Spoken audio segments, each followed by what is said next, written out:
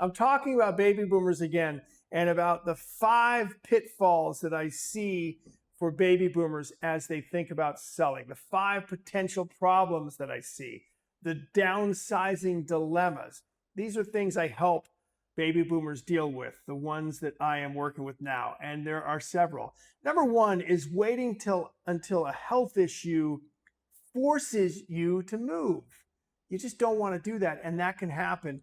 I've seen it happen in pre-foreclosures, actually, who I deal with, who I've worked with. You don't want to, you want to move before that. You want to make a plan, but I get it. There's an emotional attachment to the house.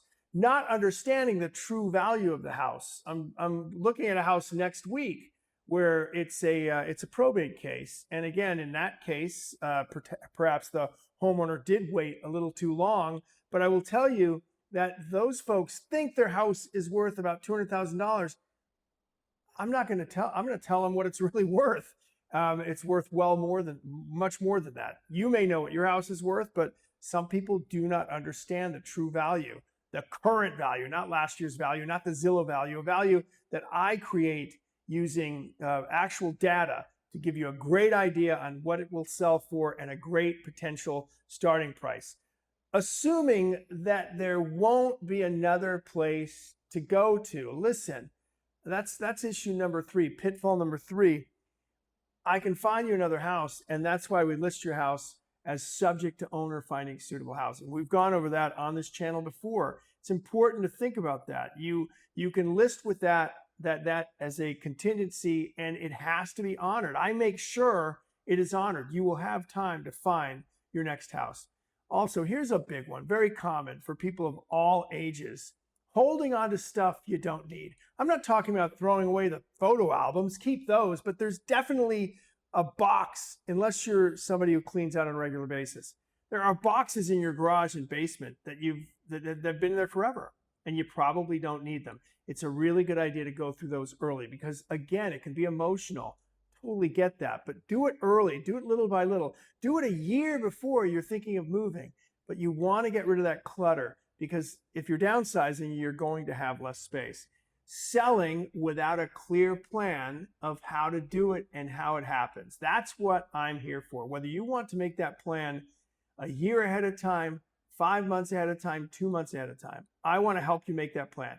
The next chapter is not just a catchy name. There's several people on my team on the next chapter, several experts in everything tied to real estate and even the sort of the counseling side of it to let you know, hey, this is something you want to do to reduce your tax burden, to reduce the size of your house because it's too much to take care of, all of that. I have people who can walk you through that, and I'm willing to help with that.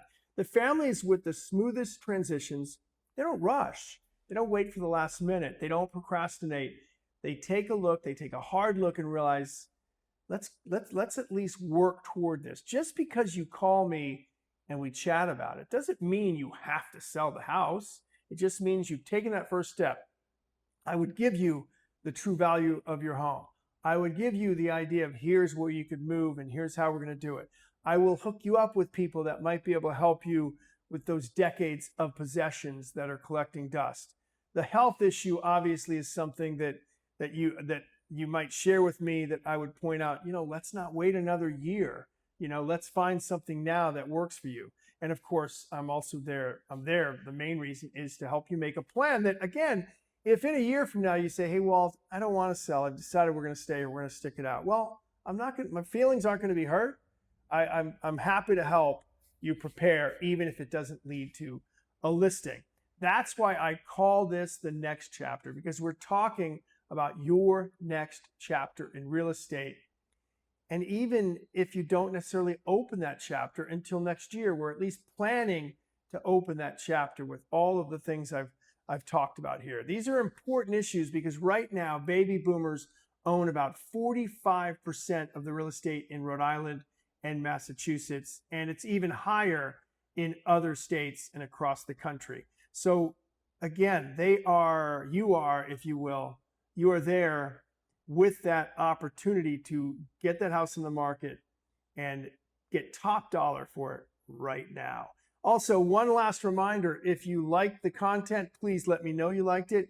And please subscribe. I think I'm at 13 subscribers. It's kind of pathetic. It kind of makes a tear fall. My sons watch content that I just find to be ridiculously idiotic. And yet, those guys have tens of thousands of followers. I know I'm capable, but let's get to number 14 and then maybe to 20 by the end of the month. Is that too much? Anyway, if you like the content, please tell your friends, please subscribe, and we will see you next time.